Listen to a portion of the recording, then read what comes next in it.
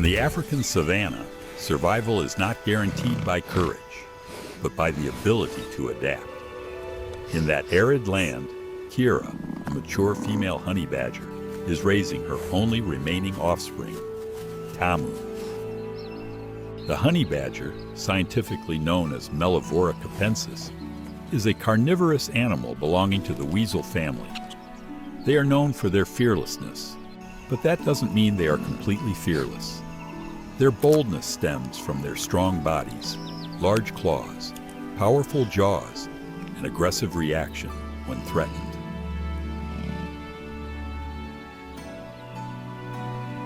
But today, Kira's strength will be tested by an enemy more fearsome than any claw: hunger. To feed Tamu, Kira must constantly search for food. Its well-developed sense of smell helps it detect insects, rodents, reptiles, and prey hidden underground. This is a vital advantage for a species that typically forages in bushes, grasslands, and arid lands. Kira charged in. But instead of fleeing, the entire pack of striped mongooses surrounded her, barking alarms and relentlessly counterattacking from multiple directions.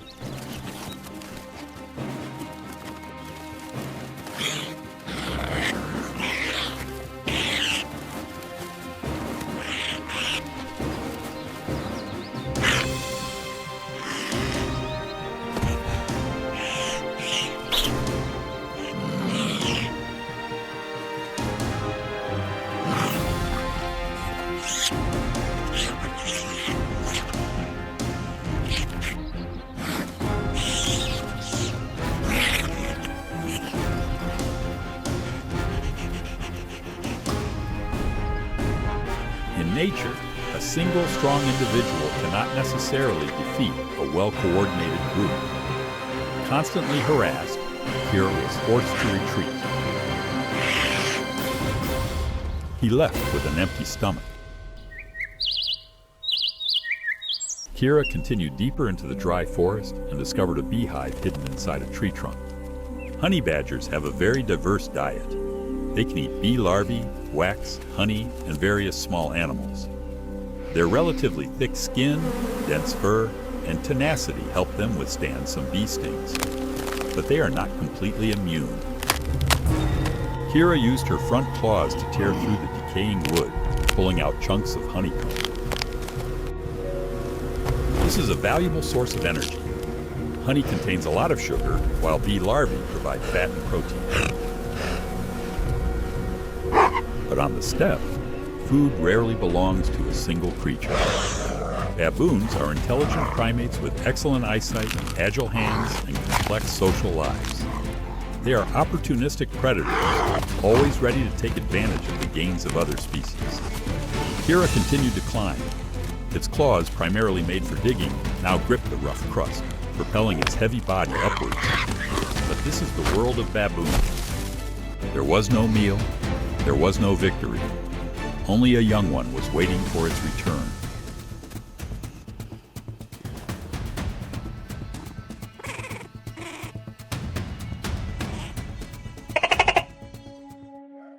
The next morning, Kira took Tamu outside. The cub couldn't remain dependent on its mother forever. It had to learn the skills necessary for a honey badger's survival. The first lesson was digging. In nature, mistakes are part of the maturation process. Young animals learn not only by observing, but also by failing. From a distance, Kira spotted a hare grazing. After a series of failures, Kira finally managed to provide a proper meal for her child. But on the savanna, catching the prey is only half the battle. Keeping it is the hardest part. With its vastly larger body mass, the lion hardly needs to hunt. It simply uses its strength to seize the spoils of its smaller prey. Then, from the direction of the cave, a faint cry echoed. And at the most critical moment, Kira returned.